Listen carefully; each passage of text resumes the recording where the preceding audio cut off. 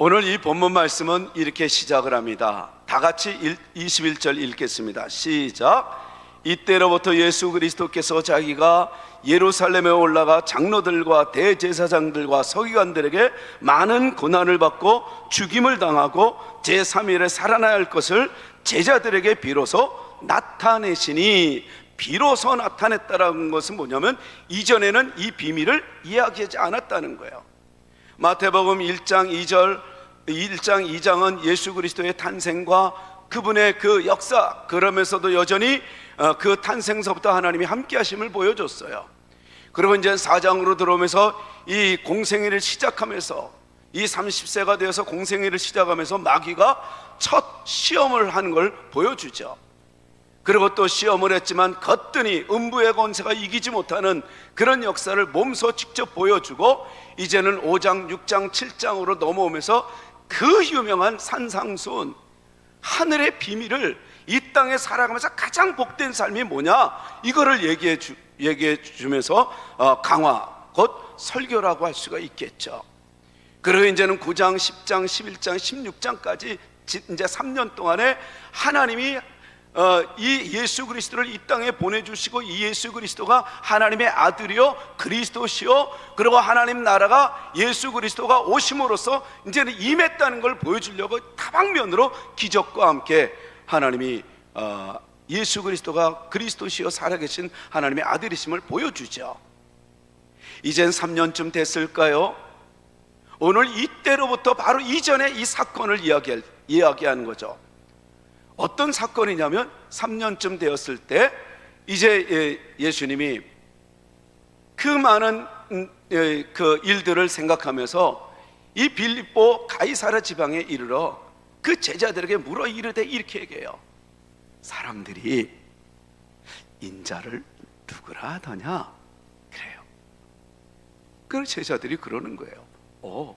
주님, 사람들이 주님을 더러는 세례 요한, 더러는 엘리야, 또 어떤 사람은 예레미야나, 그리고 또 이 다른 또 다른 선지자라고 하더이다 그래요.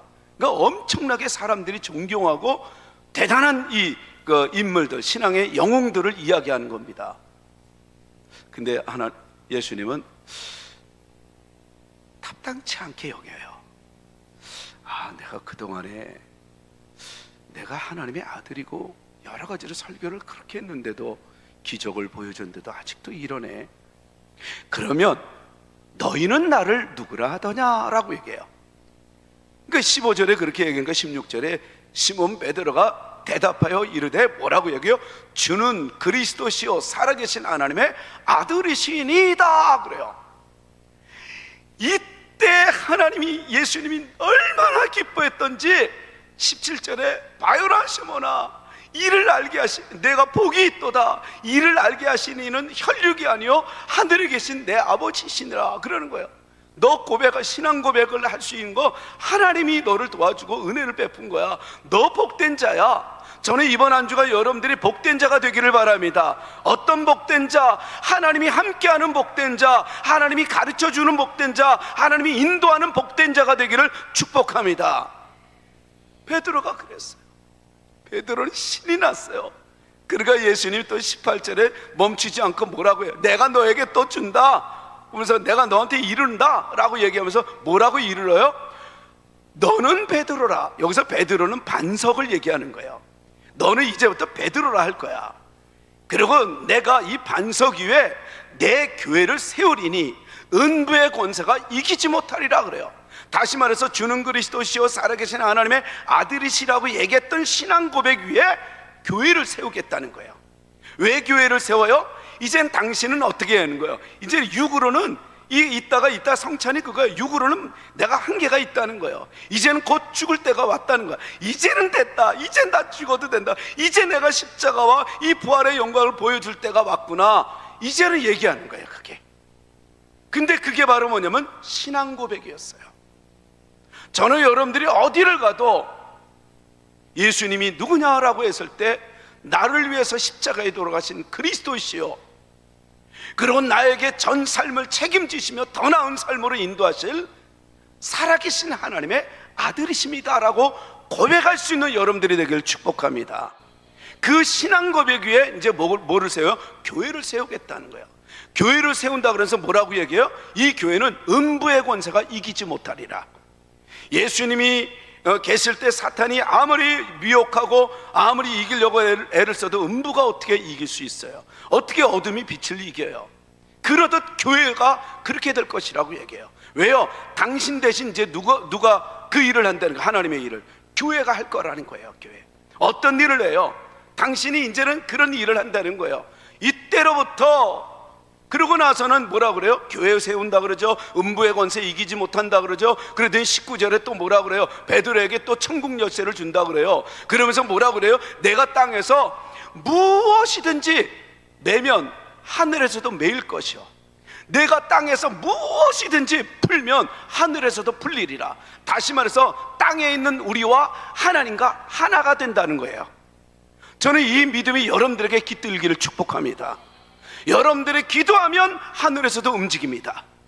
이게 바로 교회에게 주신 약속이에요. 어느 때 신앙 고백을 듣고 기뻐했던 예수님의 이 축복의 선언이에요. 그리고 나서는 우리 주님이 뭐라, 이때부터 예수 그리스도께서 오늘 21절 그렇게 시작을 했던 거예요.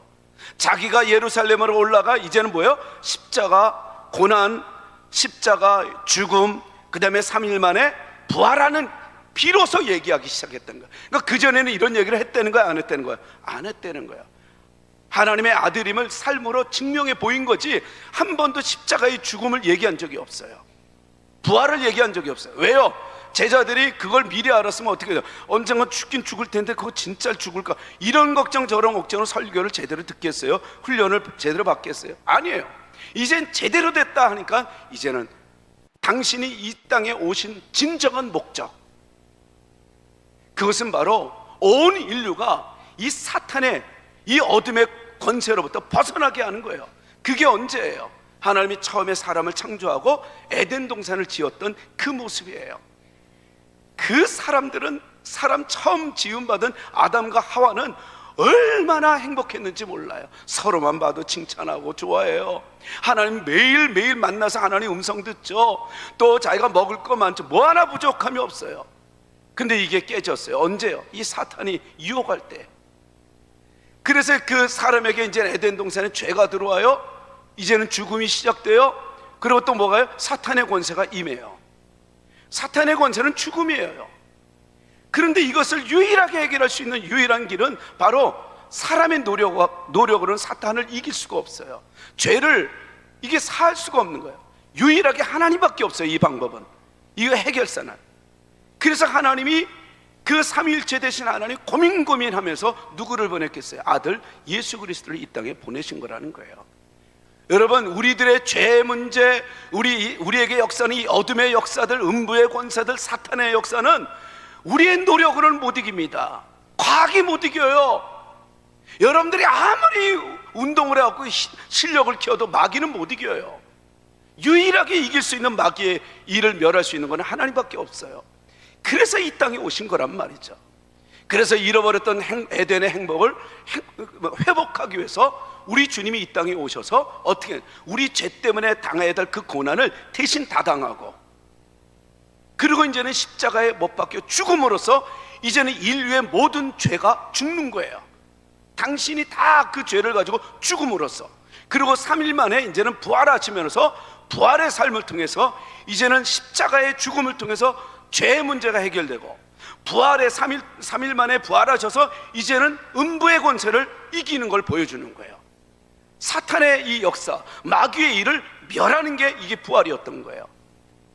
그러니까 이 사탄이 이것을, 이 십자가의 길을, 부활의 영광을 못 보이게 하려고 오늘 이 또 본문 22절에 이 베드로를 통해서 어떻게 역사해요? 베드로가 뭐라 그래요? 안 됩니다. 주여 그리하지 마옵소서. 이 일이 결코 죽게 이게 일어나서는 안 됩니다. 이거 죽게 미치지 아니하리이다, 이렇게 얘기해요. 그것도 어떻게 해요? 예수를 붙잡고 항변하여 이르되, 안 된다는 거예요. 항변. 그러니까 예수님이 23절에 어떻게 해요? 돌이켜서 이 베드로에게 얘기하잖아요. 사탄아 물러가라. 여러분, 물러가라는 건 뭐예요? 내 일을 방해하지 말라는 거예요. 사탄아, 이게 뭐 어떤 거예요? 사탄이 하나님의 일을 방해한다는 건 뭐냐면 하나님이 가야 될 길, 십자가의 길, 부활의 길을 방해하지 말라는 거예요.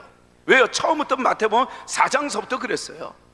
이 마귀가 이번 수요일 날은 이제는 그 세 가지 시험에 대해서 구체적으로 얘기하겠지만, 오늘은 간단하게 세 가지 예수님을 유혹하는 그 세 가지의 공통점이 바로 뭐냐면 십자가 지지 말라는 거예요. 아예 하나님이 뭘 그렇게 그런 것까지 그렇게 신경 쓰냐? 능력을 보여주라는 거예요. 부활의 능력처럼 확 하나님의 전능함을 보여주면 되지 않겠느냐? 여기에는 마귀의 역사가 있었던 거예요. 하나님만 할 수 있는 이 일, 하나님만 역사할 수 있는 이 일, 사람들은 저마다 자기의 능력을 보여서 과시하면서 사람들을 끌어당길 수 있어요. 사람들을 이끌어갈 수 있어요.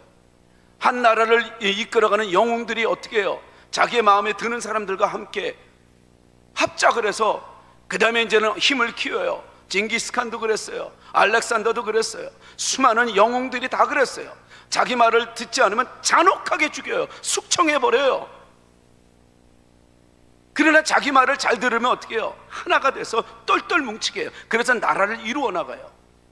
근데 하나님의 나라를 이끄는 이 왕 대신 예수님은 어떻게 해요? 전혀 다른 방법으로, 상상치 못하는 방법으로, 음부의 권세가 이기지 못하는 그 확실한 그 능력을 보여주는데, 그게 바로 뭐냐면 십자가였어요. 그러니까 마귀는 이걸 방해하려고 십자가 없는, 너 당신 능력이 있잖아, 부활을 보여줘 그냥. 그리고 하나님이 능력 보여줘. 뭘 굳이 그렇게 고난의 길, 십자가의 길을 가? 이게 마귀의 일이었어요.